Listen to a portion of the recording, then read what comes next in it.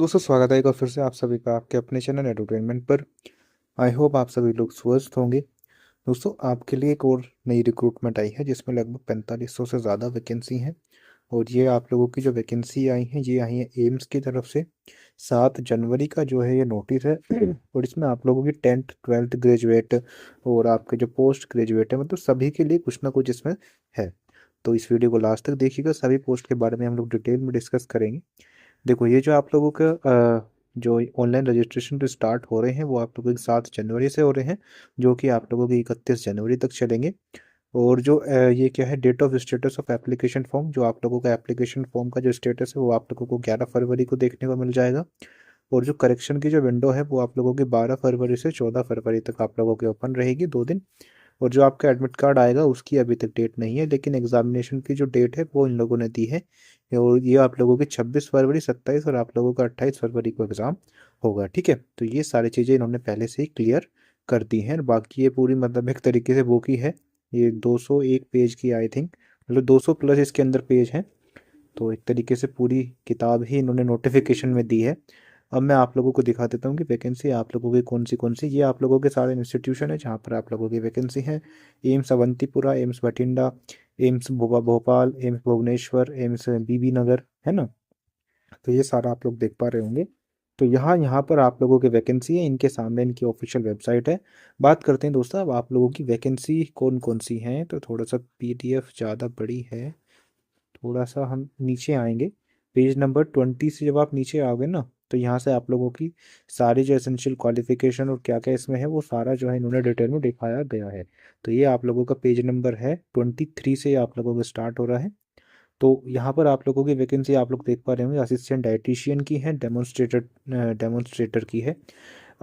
Assistant dietitian की vacancy आप लोगों की एम्स बिलासपुर के अंदर है, जो पे लेवल 6 की आप लोगों की वैकेंसी है। और उसके लिए क्वालिफिकेशन आप लोगों के एमएससी और 2 साल का आपका एक्सपीरियंस मांगा गया है। तो इसमें तो ज़्यादातर जो है पोस्ट ग्रेजुएट हैं और सब में ही जो है ज़्यादातर आपका ही एक्सपीरियंस मांगा गया है। तो एक्सपीरियंस में तो यहाँ पर कम ही बच्चे होंगे, लेकिन नीचे आप लोग आएंगे तो यहाँ पर जो है आप लोगों के लिए अच्छी खासी वैकेंसीज हैं।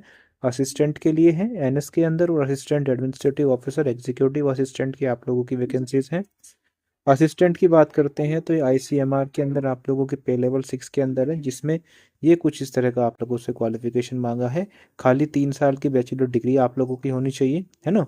और वर्किंग नॉलेज होनी चाहिए आप लोगों को कंप्यूटर की, तो इसको ज़्यादातर क्वालिफाई कर लेंगे, है ना। और सेम इसी प्रकार की जो है सारी ही मतलब क्वालिफिकेशन इन्होंने मांगी हैं। ये आपके भोपाल के अंदर है, जबलपुर के अंदर आप लोगों की वैकेंसी है, पुणे के अंदर है ना। तो ये कुछ इस प्रकार से है। नीचे आप लोग आएंगे तो काफ़ी जो है हर ज़्यादातर लोकेशन पे, मतलब ज़्यादातर मतलब जितने भी एम्स हैं ना उन सभी में जो है कुछ ना कुछ वैकेंसी आप लोगों की है। और नीचे आप लोग आएंगे तो यहाँ पर अभी असिस्टेंट की ही वैकेंसी चल रही है। ये आप लोगों की यूडीसी की वैकेंसी है, इसमें तो सारी क्वालिफाई कर लोगे आप लोग, 12th ही मांगी है इसमें तो।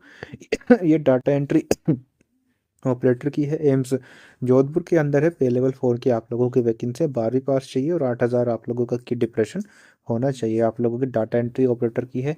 नीचे आप लोग आएंगे ऑपरेटर ग्रेड ए, ये एम्स पटना के अंदर है। ये आप लोगों की एज लिमिट है और कुछ इस तरह की आप लोगों से क्वालिफिकेशन मांगी गई है। ये एम्स रायपुर में है, ये एम्स बठिंडा में है, एम्स कल्याणी में है, एम्स पटना के अंदर है, एम्स रायबरेली के अंदर है ना। तो यहाँ पर पूरा डिटेल में दिया गया है कि 35 की आप लोगों की स्पीड इंग्लिश के अंदर होनी चाहिए और 30 की स्पीड जो है इसके अंदर हिंदी की होनी चाहिए। ठीक है, ऐसे ही दोस्तों काफ़ी ज़्यादा वैकेंसी है। ये एलडीसी की आप लोगों की वैकेंसी ऐसा ही वही 12th पास और 35 की आप लोगों की स्पीड होनी चाहिए।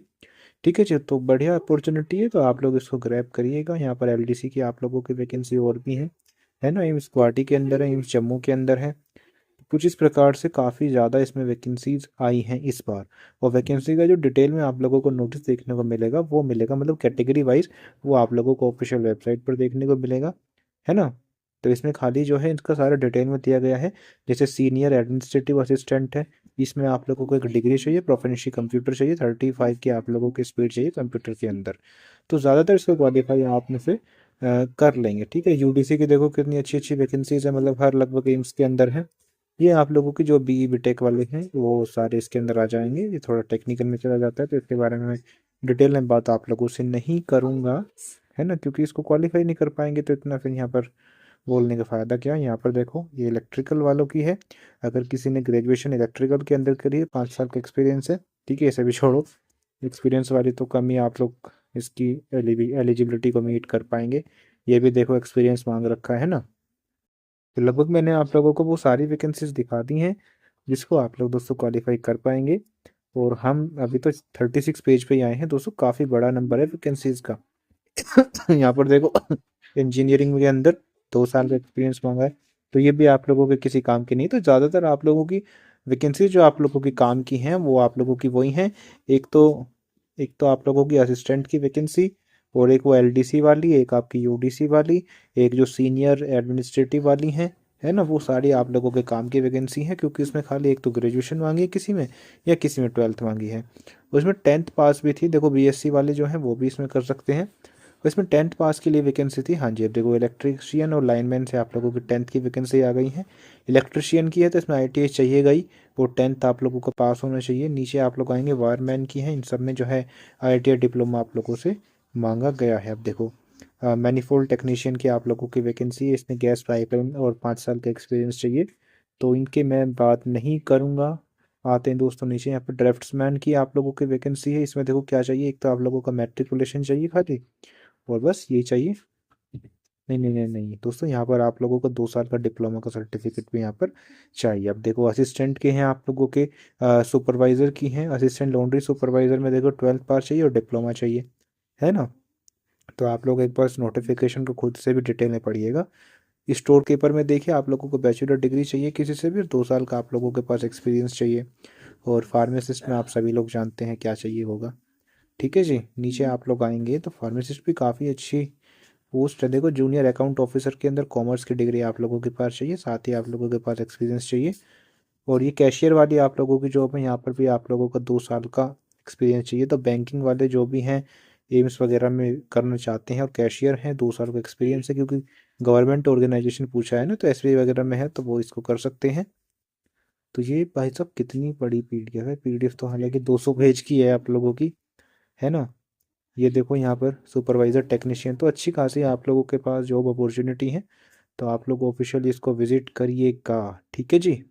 और नीचे आप लोगों का एग्ज़ाम पैटर्न भी सारी चीज़ दी गई हैं, और ये ऐसा लास्ट तक ही हैं, बहुत अच्छी अच्छी वैकेंसीज हैं इसके अंदर।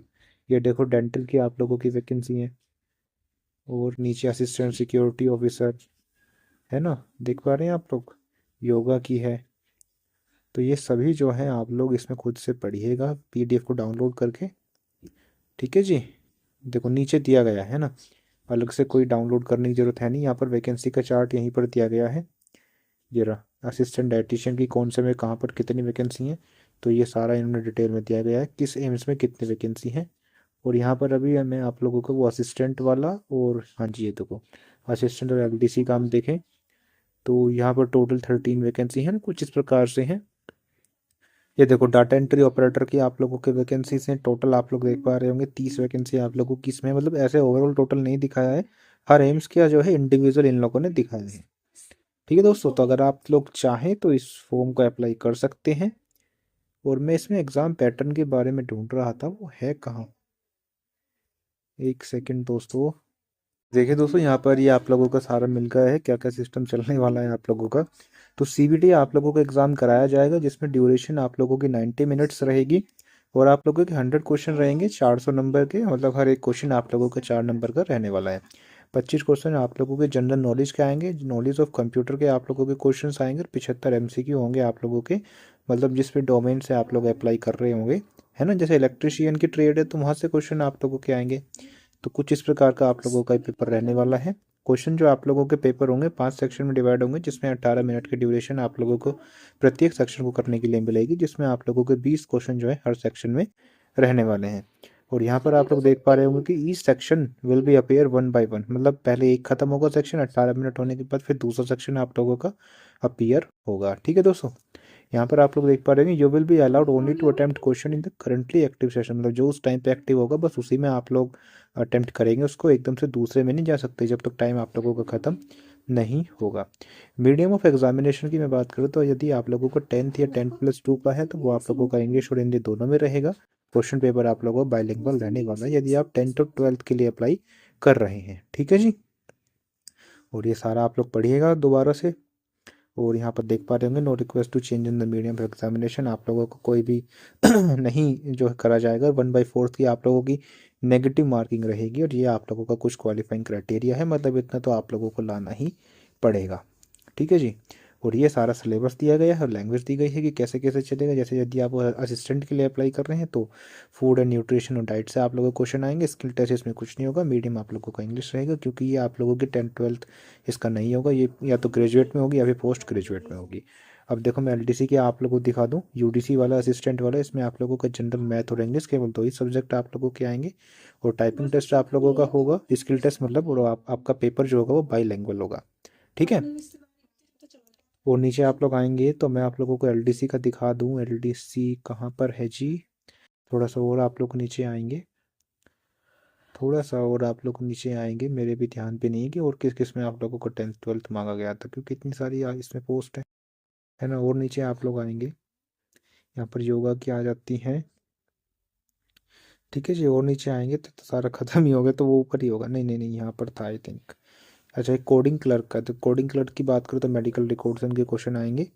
देखो इसको देखो आप, जूनियर स्टोर ऑफिसर, यदि आप लोग स्टोर कम क्लर्क के लिए अप्लाई कर रहे हैं तो मटेरियल का आप लोगों को होना चाहिए। आई थिंक वही आप लोगों का सेम रहने वाला है, जो ऊपर था ना आप लोगों का यूडीसी वाला, वही इसमें सेम रहने वाला है। तो इसलिए मैं बोल रहा था कि इसको एक बार खुद से भी आप लोग पढ़िएगा ऑफिशियल वेबसाइट पर जा कर के। ठीक है, कहाँ गया, देखो ये असिस्टेंट और यूडीसी के लिए जनरल मैथ और आप लोगों का इंग्लिश। ठीक है, आई होप दोस्तों वीडियो आप लोगों को पसंद आई होगी, तो वीडियो को शेयर कीजिएगा और वीडियो को लाइक करके चैनल को सब्सक्राइब करके ज़रूर जाइएगा। चलिए जी, धन्यवाद।